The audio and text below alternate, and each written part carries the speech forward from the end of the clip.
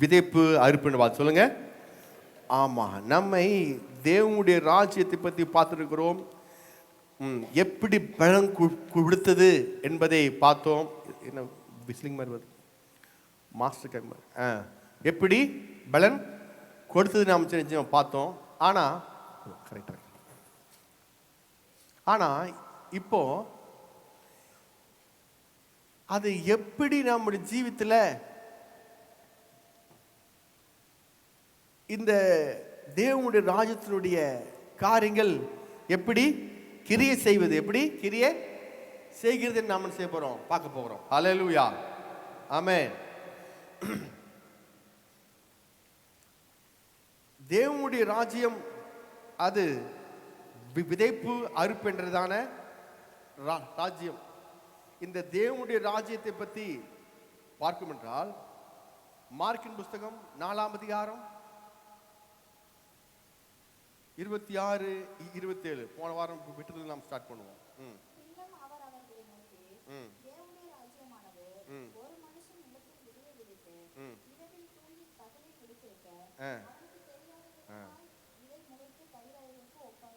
தேவனுடைய ராஜ்யமானது தெரியும், வாசிங்க. தேவனுடைய ராஜ்யமானது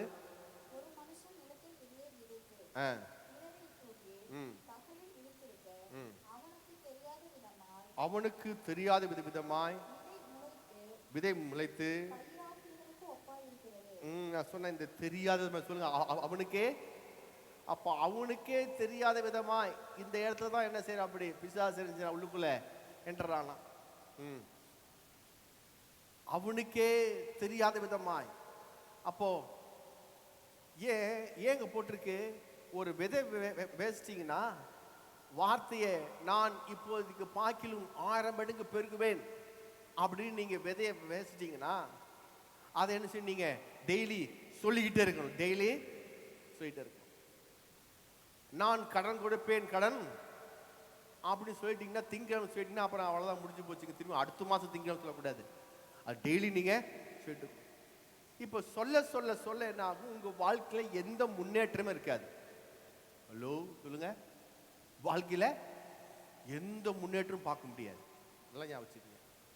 ஆமா, நீங்க வார்த்தை அறிக்கை பண்ண ஒரு துளி எந்த விதமான காரியமும் நீங்க பார்க்கவே முடியாது. ஏன்னா உள்ளுக்குள்ள வேசிட்டீங்கன்னா, வேச்சுன்னா நாளைக்கு ஏதாச்சும் பார்க்க முடியுமா? தக்காளி விதையை வேச்சிட்டு நாளைக்கே தக்காளி விதையை பார்க்க முடியுமா?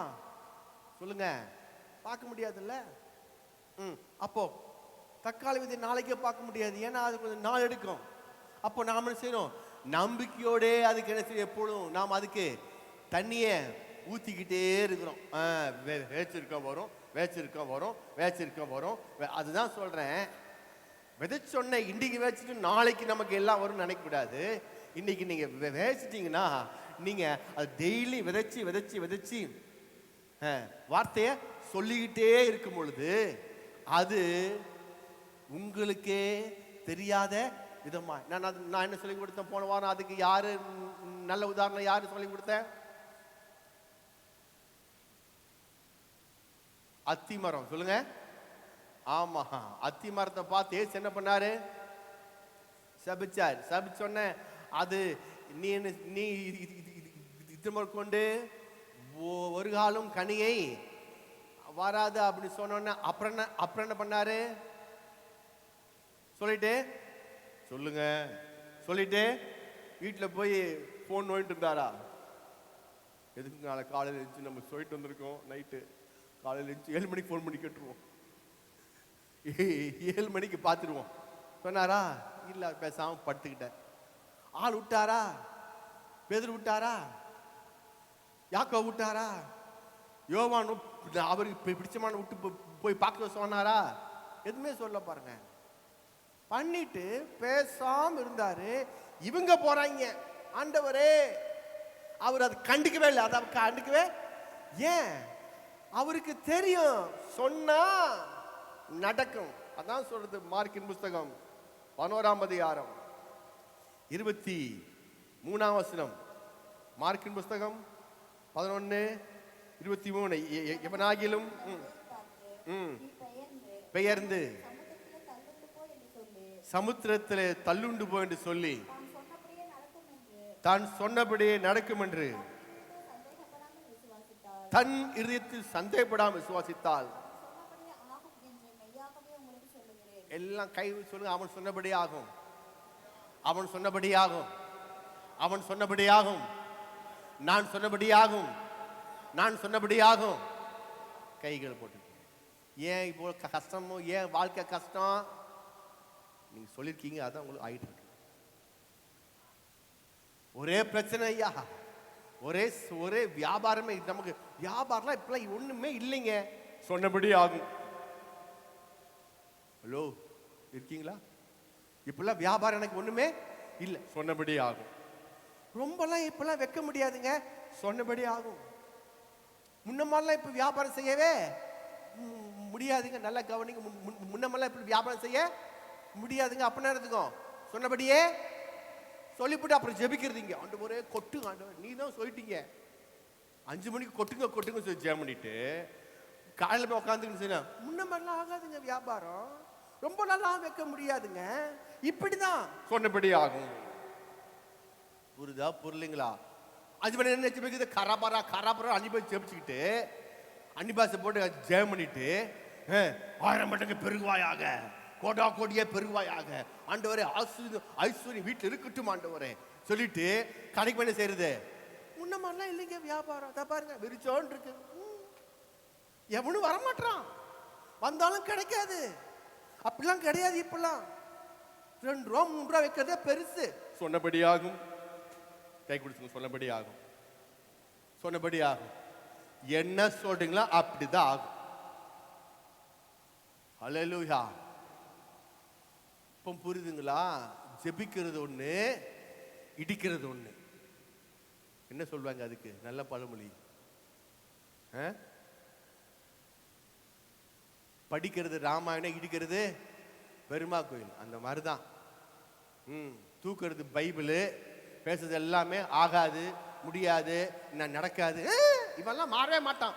இதுதான் சரிங்களா? ஆனா என்ன ஜெபிக்கிறோம்?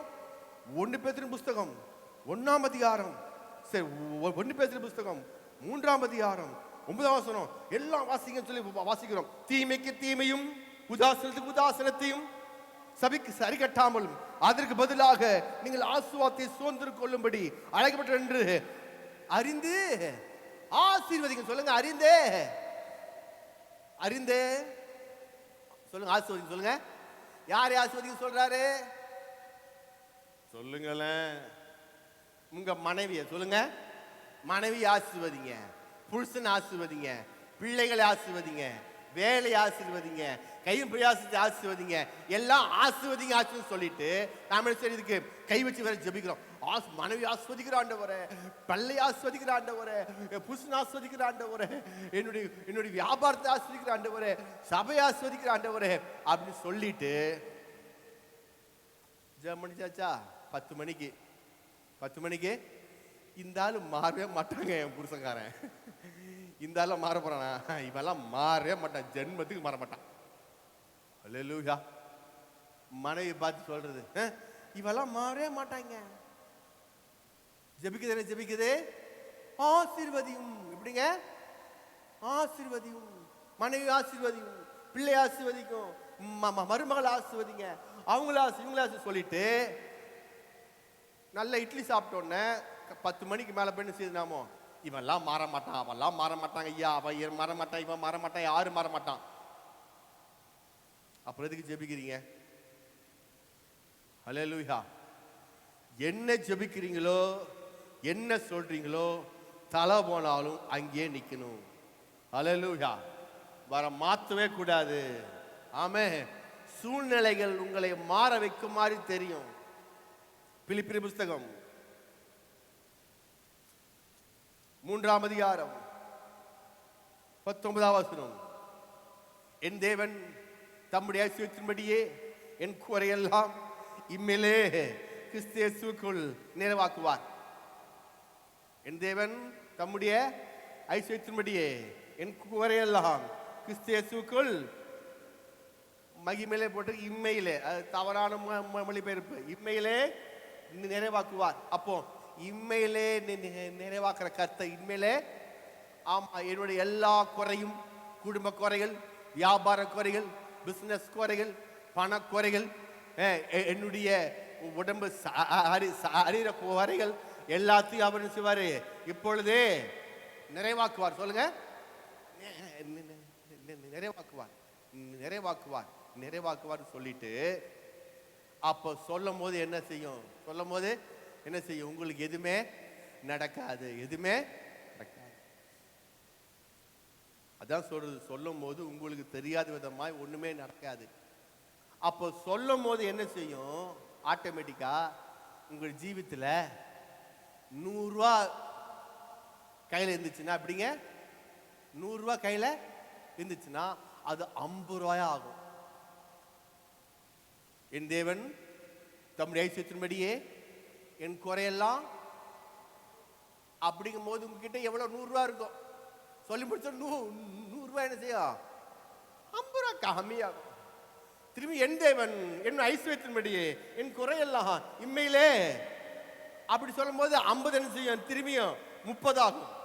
என்னடா வார்த்தை சொல்ல சொல்ல சொல்ல போண்டி ஆயிட்டே இருக்குது, எல்லா காசும் வெளியே போகுது, ஜோப்பு காலி ஆயிட்டு இருக்குது, பணமெல்லாம் வேற ஆயிட்டு இருக்குது, ஒண்ணும் புரியலையே. அப்படிதான் ஆகும், அப்படிதான் ஆகும். ஏன் சொல்ற? அப்படி ஆகும் பொழுது உங்க விசுவாச வார்த்தை பலிக்குது என்று அர்த்தம். ஹல்லேலூயா, ஆமென். புரியுதா புரியலீங்களா? ஏன் கம்மி ஆயிட்டே இருக்குது? No problem. என்னதான் ஏன் அவர் சொல்றாரு? சூழ்நிலையை பார்க்காத, உன்னுடைய ஜோப்பை பார்க்காத, பேச பார்க்காத, அக்கௌண்ட்டை பார்க்காத, அதை பார்க்காத, வார்த்தையை பாருங்கிறார் அவர்.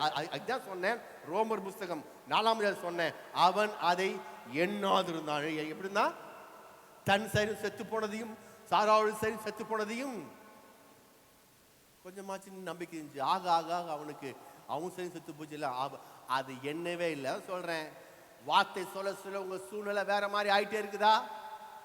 கவலைப்படாதீங்க, கவலைப்படாதீங்க, அது என்னவே எண்ணாதீங்க. சொல்லிட்டு திடீர்னு முளைக்கும் பாருங்க. எப்படிங்க திடீர்னு முளைக்க ஆரம்பிக்கும்? அப்போ தெரியாத விதமாய் சொல்லுங்க. இப்ப தெரியாத விதமாய் சொல்ல சொல்ல உங்களுடைய சூழ்நிலை கம்மியாக கம்மியாக உங்களுக்கு என்ன வருது? வாயில அடுத்தது என்ன வருது? ஆமா சொன்னாங்க, உள்ளதும் போச்சு லொல்லக்கணும். 100 ரூபாய் இருந்துச்சுங்க, இப்ப பார்த்தா 100 50 ஆகி போச்சுங்க. 50 ரூபாய் பார்த்தா 30 ஆகி போச்சுங்க. 30 கழிச்சு 10 ஆகி போச்சுங்க. சொல்ல சொல்ல உள்ளதும் போச்சு லொல்லக்கணா மாதிரி ஆயிட்டு இருக்குதுங்க. என்னங்க இதெல்லாம் நம்பவா முடியுது? இதெல்லாம் எங்கவே நம்ப முடியுது? என்னங்க அதெல்லாம் ஆகாதுங்க அப்படி சொன்னீங்கன்னா, என் தேவன் தம்முடைய ஐஸ்வர்யத்தின்படியே என் குறையெல்லாம் இம்பையிலே நிறைவாக்குற என்ற அந்த விதைச்சிங்கள வேசிட்டு ஒண்ணுமே ஆகனால நீங்க செஞ்சாங்க. இப்ப என்ன செய்றீங்க? நல்லா என்னை பாருங்க, பைபிள்ல ஒண்ணுமே இல்லை, என்னை பாருங்க முதலாவது.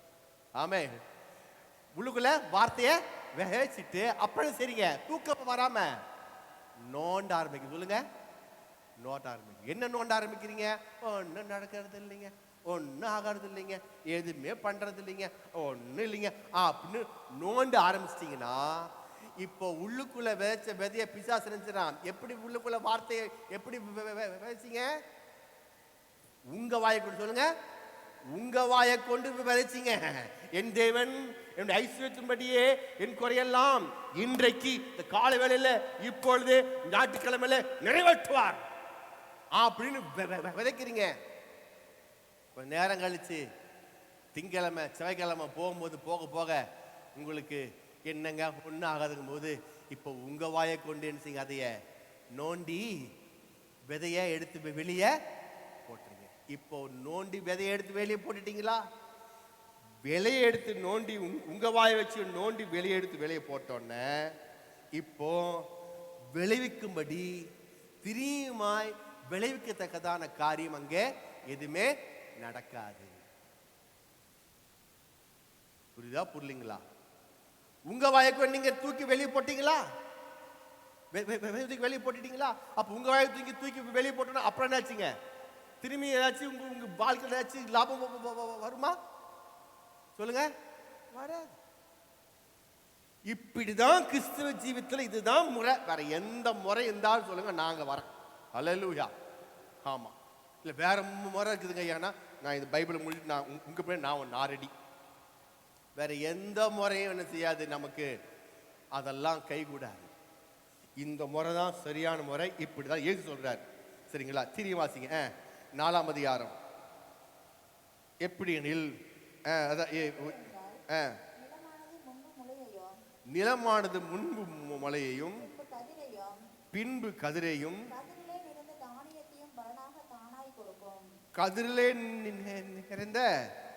தானியத்தையும் பலனாக தானாய் கொடுக்கும். திரும்பி வாசிங்க, எல்லாம் சேர்ந்து வாசிங்க. எப்படி என்றால்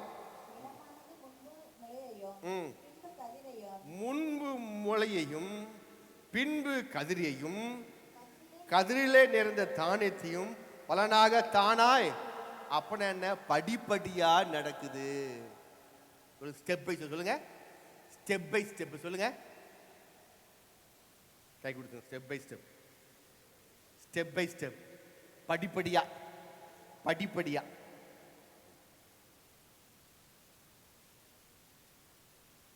அல்லேலூயா. இப்போ நான் மேலே போறேன்னு வைங்களேன். நான் மேலே போனால் என்ன செய்ய முடியும்? அதுக்கு என்ன இருக்கு? ஸ்டெப்ஸ் இருக்கு. இப்போ எனக்கு அது எப்படி ஸ்டெப்ஸ்? நான் விசுவாச பிரமாதம் இருக்கிறேன், நான் ஒரு பாஸ்டரு, ஸ்டெப்ல வேணாம், நான் தாவணும். எப்படிங்க தாவ பார்த்துன்னு வைங்களேன். இன்னைக்கு எல்லா விசுவாசி அப்படித்தான். இன்னைக்கு வந்து ஜெபிச்சா நாளைக்கே கொட்டிடணும். கோடா கோடியாய் 1 கோடி வந்துடணும், 2 கோடி வந்துடணும், 10 லட்சம் வந்துடணும், நாளைக்கே வந்துடணும். அவங்களுக்குள்ள என்ன மனப்பான்மை? தாவுது. சொல்லுங்க, தாவுது மனப்பான்மை. ஆனா இங்க என்ன போட்டிருக்கு?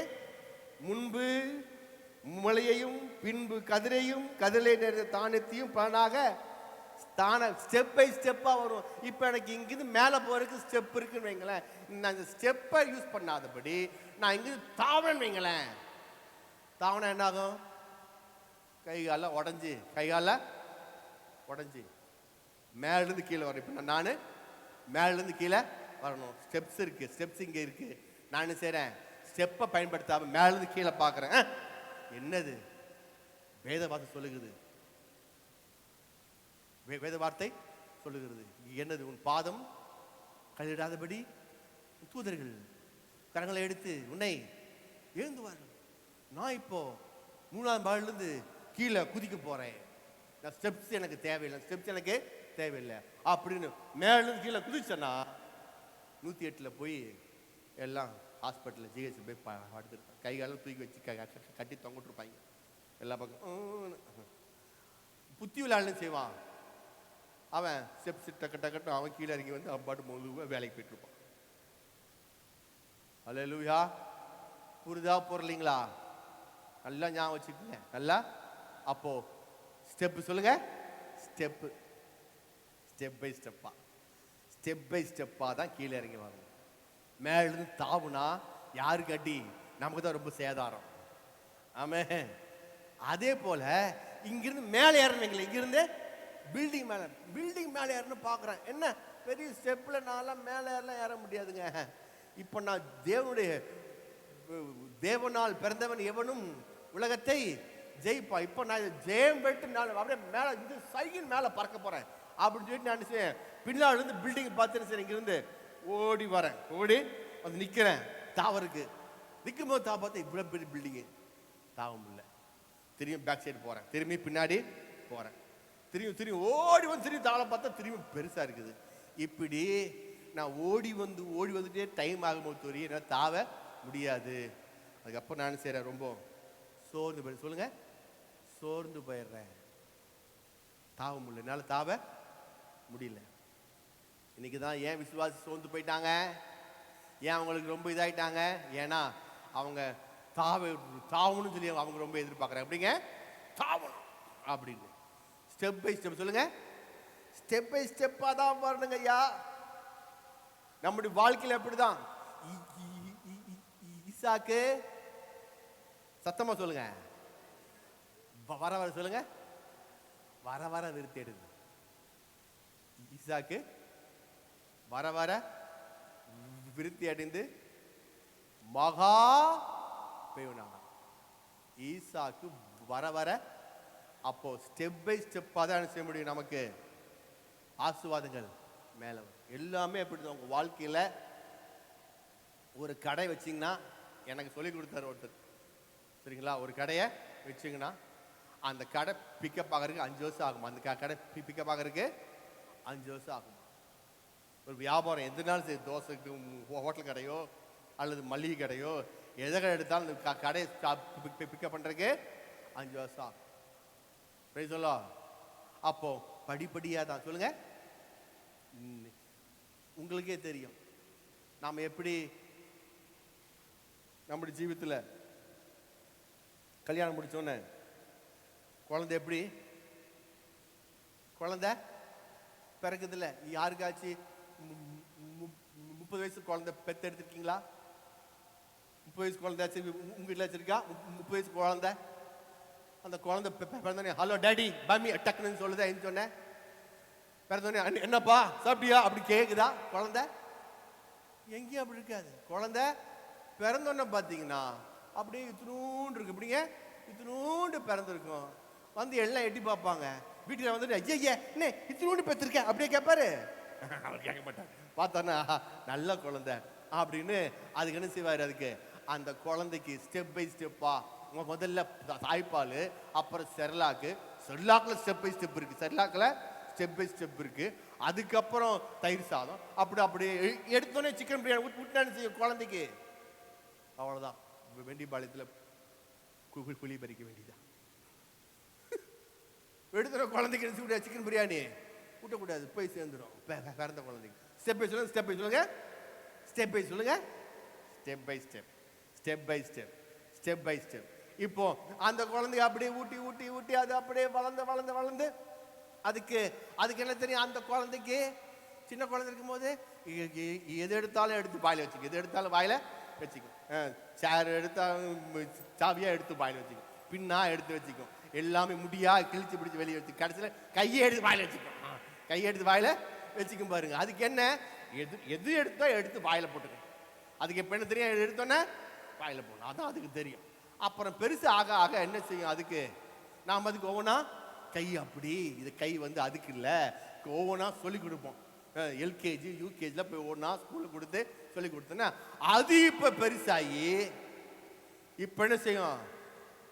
நம்மக்கிட்ட பார்த்து ஏதாச்சும் தெரியுன்னா என்கிட்ட கேளு, பெருசு என்கிட்ட கேளு அப்படின்னு சொல்லு. பெருசு நான் நம்மளை பார்த்து தெரிஞ்சுடாது, ஹலோ பூமர் அங்கிள் அப்படின்னு நம்மக்கிட்ட நம்மளை பார்த்து ஆமா ஏழை வம்பா இருக்கு. நாம தான் பெற்றிருப்போம். இருக்காங்களா அது மாதிரி பிள்ளைங்க வீட்டில்? நாம தான் பெற்றிருப்போம். இப்போ பெருசானதுக்கு அப்புறம் என்கிட்ட கேளுப்பா, உனக்கு உண்மையே தெரியலப்பா, செல்ல கொடுப்பா, அப்படி செல்ல போட்டு கொடுக்கும்.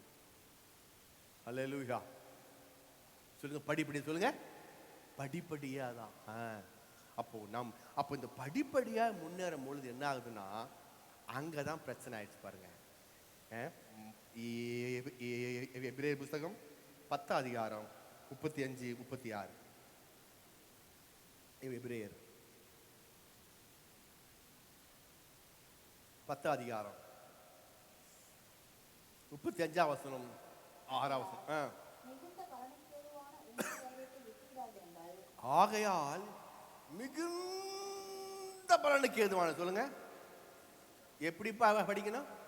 மிகுந்த அப்படி இல்லை, அப்படிங்க மிகுந்த பலனுக்கு ஏதுவாங்க சொல்லுங்க. மிகுந்த பலனுக்கு ஏதுவான படிங்க. நான் சொன்ன மாதிரி படிங்க, ஒன்றும் அப்படி தப்புல. ஆகையால்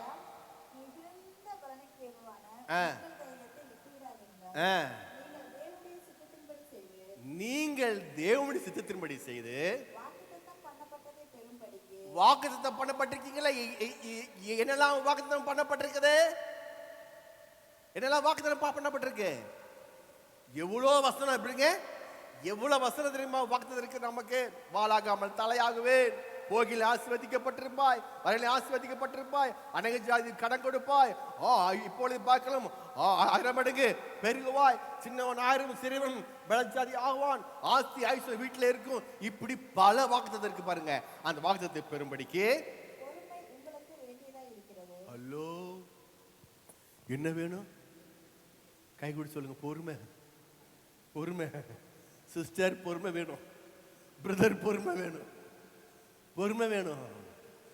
இந்த பைபிள் உள்ள வசனமெல்லாம் உங்களுக்கு பழிக்கும்படிக்கு, பைபிள்ல வசனமெல்லாம் உங்களுக்கு பழிக்கணும்னா உங்களுக்கு என்ன வேணுமா? பொறுமை வேணுமா? அதுதான் மிகுந்த பலனை தரப்போகுதா அவங்க வாழ்க்கையில. அல்லேலூயா. என்ன பலனுங்க?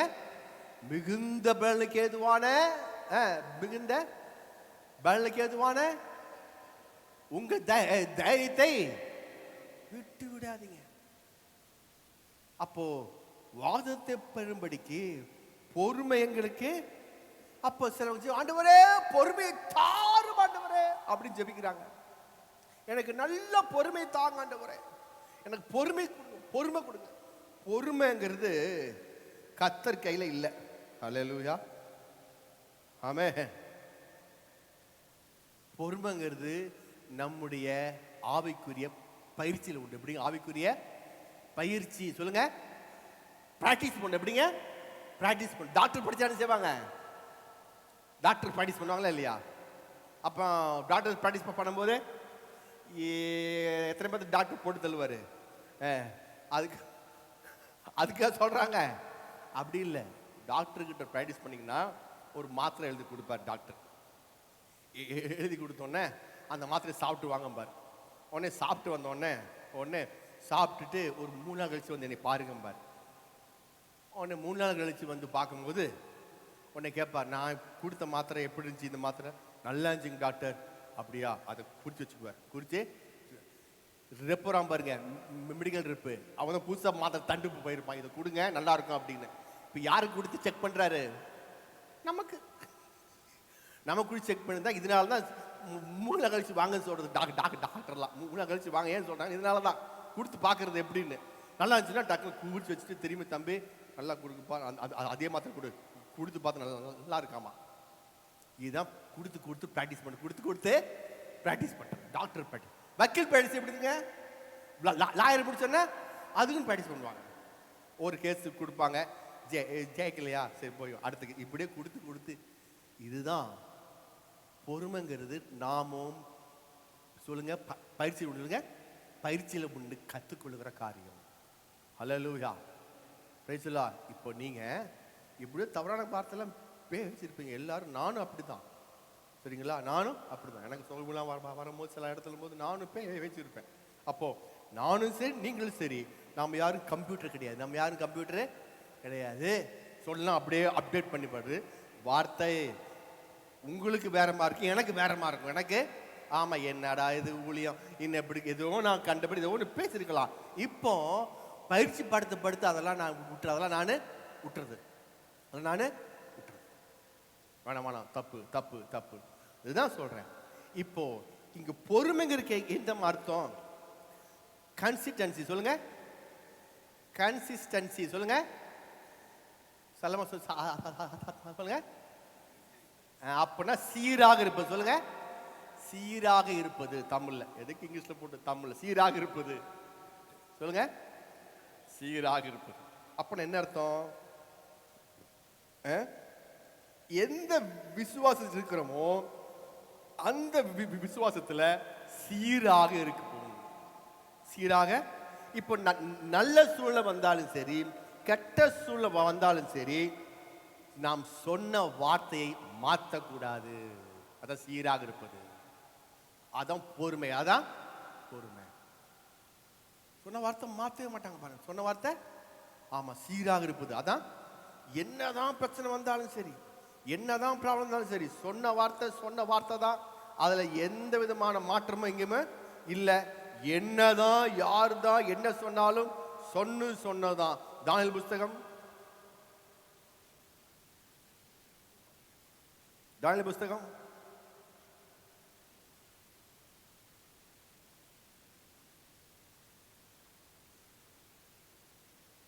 3ஆம் அதிகாரம்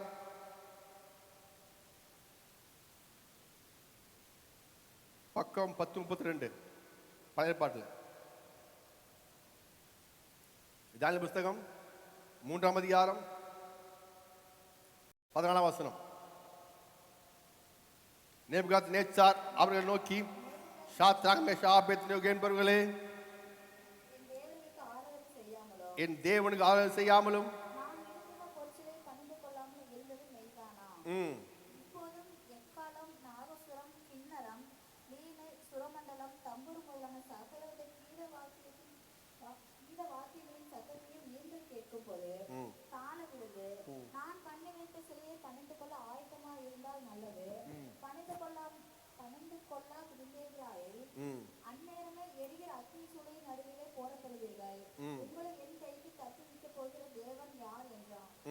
சாத்ராக் மேஷாக் ஆபேத்நேகோ என்பவர்கள் ராஜாவை நோக்கி, நேபுகாத்நேச்சாரே, இந்த காரியத்தை குறித்து உமக்கு உத்தரவு சொல்ல எங்களுக்கு அவசியம் இல்லை. ஹலோ, யாரு அவரு? ராஜா கிட்ட என்ன பேசுற? அப்படி என்ன நீ எல்லாம் ஒரு ராஜாவா? எப்படி பேசுறான் பாருங்க மனுஷன். இதுக்காக குறித்து சொல்ல உனக்குலாம் அவசியமே இல்லை. வேலையை பார்த்துட்டு போயா. அவ்வளோ பெரிய ராஜா, சமஸ்த இதுக்கு பாபிலோன் தேசத்துக்கு பெரிய ராஜா. ஏத்தி பேசினாலே நாக்கு எல்லாம் தலை வெற்ற ராஜா. அவங்ககிட்ட 3 பேர் சொல்றாங்க, வணங்க மாட்டேன்னா வணங்க மாட்டேன், வணங்க மாட்டேன்னா சொன்ன அறிக்கை தான். அதுல எந்த விதமான மாற்றமே கிடையாது. நீ என்ன சொன்னாலும் சரி, என்ன சொன்னாலும் சரி, நான் வணங்க மாட்டேன் தான். தெரியும், வாசிங்க. அவசியம் இல்லை.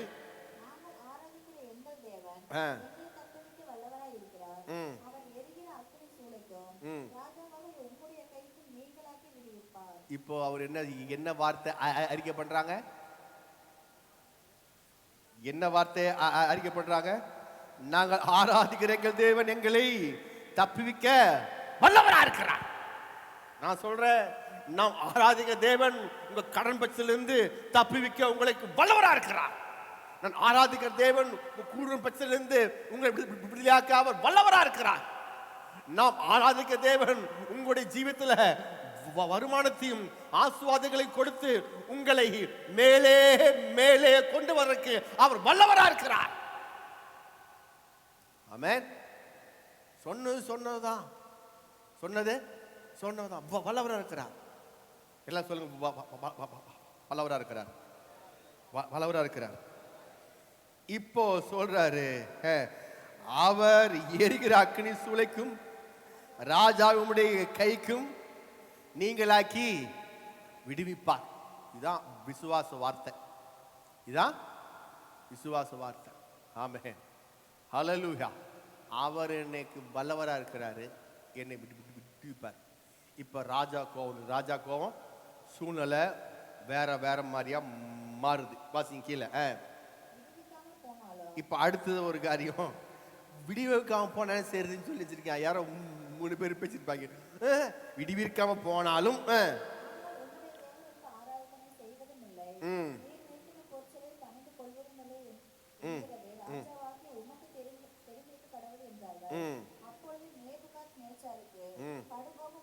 ஃபர்ஸ்ட் கோவம் வந்து இப்போ கடுங்கோவம் வந்துருச்சு.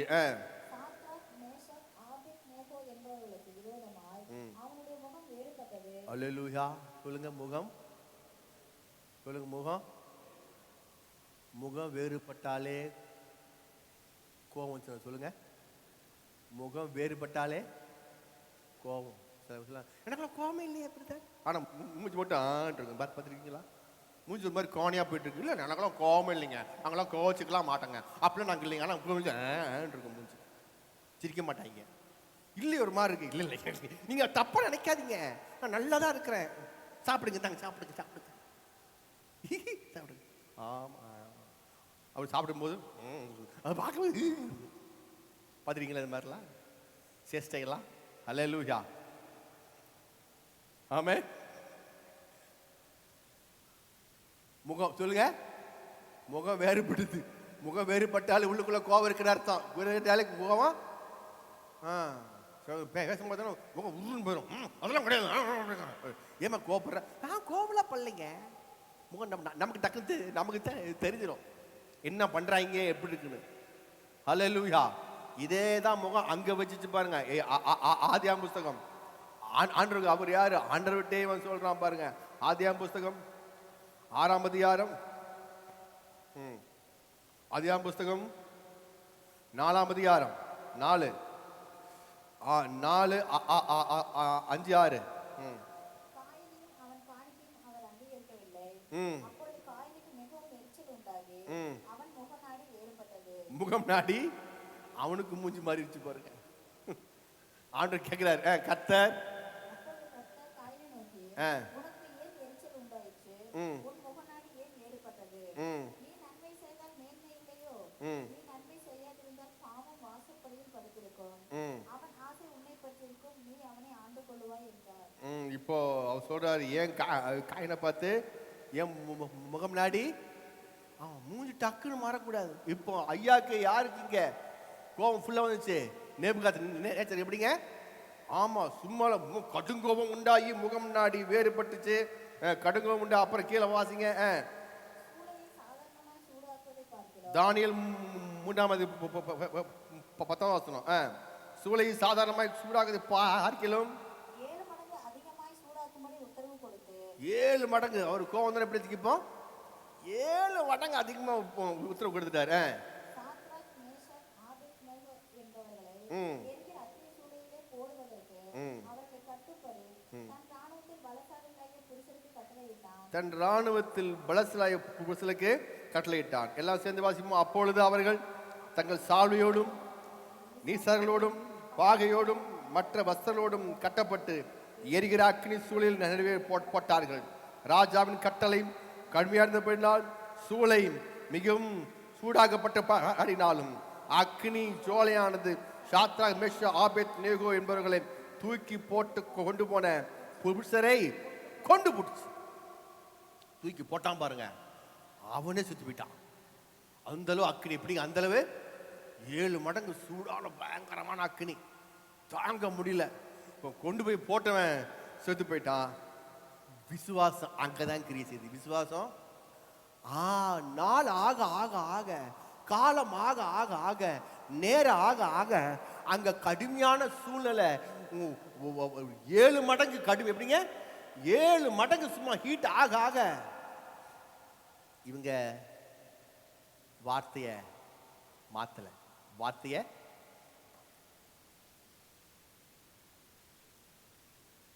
பொறுமை. சொல்லுங்க, இதுதான் பொறுமை. வாக்குத்தத்தை சுதந்திரித்து கொள்ளும்படிக்கு பொறுமை உங்களுக்கு. ஆமா, அப்போ ஏன் பொறுமை? என்னதான் சூழ்நிலை பெருசாக ஆனாலும் என்ன செய்யாது? நிலையை மாறாது. நிலை மாறாது. நான் இருந்த சபையில் டேட்டர் பாஸ்டர் ஒருத்தர் இருக்காரு பாருங்க. அவர்கிட்ட ஒரு பிசாசு பிடிச்சார் அம்மா. ஸ்ரீலங்காக்காரிருந்து அந்த அம்மா வந்தாங்க. அவங்க வீட்டுக்காரர் ஸ்ரீலங்காவிலேருந்து வந்தவர், அகதி முகாமில் இருந்தவங்க வந்தார். அந்த எப்பொழுதும் ஞாயிற்றுக்கிழமானா அது அந்த அம்மாவுக்கு உள்ளுக்குள்ள காளி இன்னும் ஏகப்பட்ட ஐட்டம் உள்ளுக்குள்ள இருந்துச்சு. பிசாஸ் ஐட்டம் உள்ளுக்குள்ள இருந்துச்சு. அதெல்லாம் வந்துருச்சு. ஞாயிற்றுக்கிழமானா ஒர்ஷிப் எடுக்க பாட்டு பாடும்போது அப்படியே நாக்கு நீட்டு அப்படியே ஆஹன்னு வந்துருக்கும். நாங்களாம் பார்த்து தெரிச்சு ஓடுவோம். இவர் ஃபர்ஸ்ட் டைம் வந்தோடனே சொன்னார், இயேசுவின் நாமத்தில் போ அப்படின்னாரு. நான் போக மாட்டேன் அப்படின்னு சொல்லி அது இருந்துச்சு. அது டான்ஸ் ஆடிட்டு திரும்பி அங்கே போய் உட்காந்துட்டு ஆகிட்டே இருந்துச்சு. போய் சொல்லிட்டாரு. போய் சொன்னதுக்கப்புறம் போன சொன்னதுக்கப்புறம் பார்த்தா 1 மாதம் ஆச்சு, 2 மாதம் ஆச்சு, 3 மாதம் ஆச்சு. அது போகவே இல்லை. அது இவர் துரத்தவே மாட்டேன்றாரு. இவர் துரத்தவே போன்னு சொல்லிட்டு இருப்பார். ரூம் போயிட்டார். முடிச்சுட்டு ரூம் போயிட்டார். 4 ஆச்சு, ஆகிட்டே இருந்துச்சு. ஒரு 3 மாதம் கழிச்சு 3-4 மாதம் இருக்கும். ஆமாம், 3-4 மாதம் இருக்கும். கழிச்சதுக்கப்புறம் யாருமே இல்லை பாருங்க. சனிக்கிழமை நைட்டு ஆட்டோமேட்டிக்காக தூங்கிட்டு இருக்குமோ அது ஐயோ நான் போகிறேன்னு சொல்லிட்டு அது வெளியே தன்னை போலவு போயிருச்சு. ஞாயிற்றுக்கிழமை காலைல அப்போ தான் இவர் சாட்சியை சொல்கிறார். சாட்சி இவர் சொல்கிறாரு, அந்த பிசாசு டெய்லி 3-4 மாதமா ராத்திரி நேரத்தில் வந்து நிற்குமா.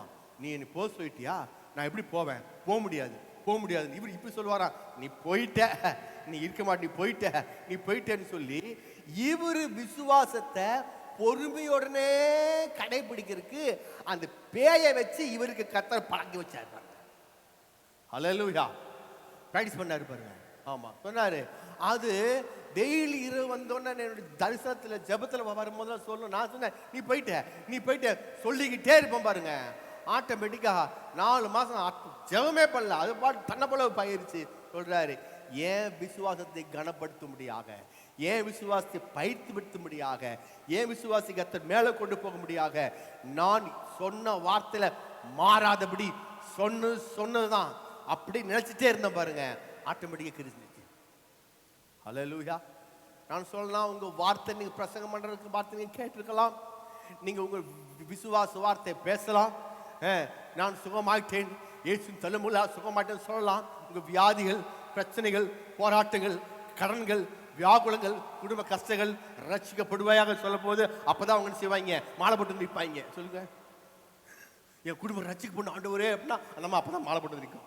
ஏமா ஓம் சக்திக்கு போய் அப்படி ஓம் சக்திக்கா இன்னும் அம்பா இருக்கு, நான் நேத்தான் ஜெபிச்சேன் இந்த அம்மா ரட்சிக்க போடணும், அந்த அம்மா சக்கச்சேவனுக்கு போயிட்டு வந்துருக்கோம். நீங்க ஜெபிக்க அந்த கோயிலுக்குள்ளா போயிட்டு இருக்கோம். கவலைப்படாதீங்க, சீக்கிரம் உள்ள வந்துருவாங்க. ஹல்லேலூயா. ஏன் நீங்க ஜெபம் அங்க அதிகமா காலை ஆகுதுன்னா என்ன ஆகுதுன்னா 7 மடங்கு சூழல் ஆயிட்டு இருக்குதா, கவலைப்பட வேணாம், சீக்கிரம் பசுக்கு போதே ரத்தன இயேசுவின் நாமத்தினால. ஹல்லேலூயா. நீங்க ஜெபிக்க வார்த்தை அறிக்கை பண்ண ஏதாவது காரியங்கள் வேற மாதிரி நடக்கணும், நடந்தாதான் நீங்க ஜெபிக்கிறதுக்கு அர்த்தம் உண்டாகும். ஹல்லேலூயா.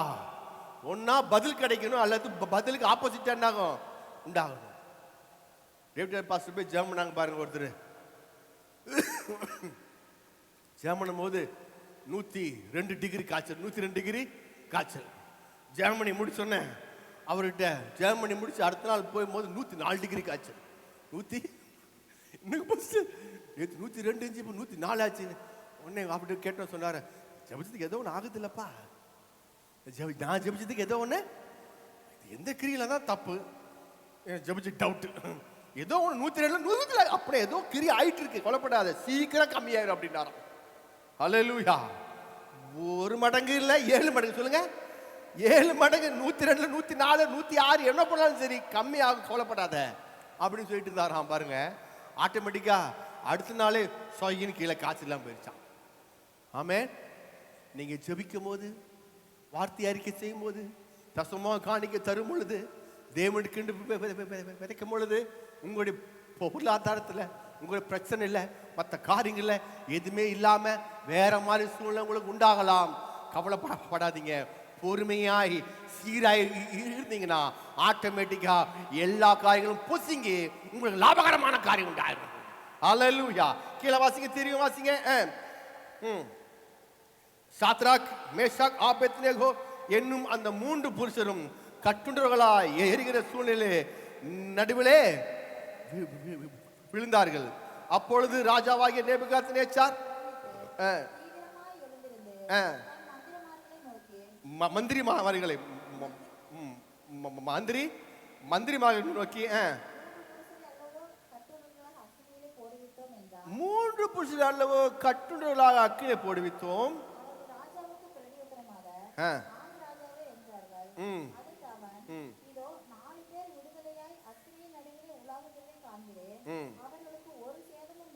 அவர்களுக்கு ஒரு சேதமும் இல்லை. 4ஆம் ஆளின் சாயல் தேவபுத்திரனுக்கு ஒப்பா இருக்கிறது. ஹல்லேலூயா. ஒரு சேதம் இல்லை, சொல்லுங்க. ஒரு சேதம் இல்லை, சொல்லுங்க. ஒரு சேதம் இல்லை. கூட ஒருத்தர் வந்துட்டார். அவர் யாருங்க? தேவபுத்திரன். அவருங்க 4ஆம் மனிதன் சாயல் தேவபுத்திரன் போல் இருக்கிறது என்றார்கள் என்றான். அப்பொழுது நேபுகாத்நேச்சார் எரிகிற சூழலின் அக்கினி சூழலில்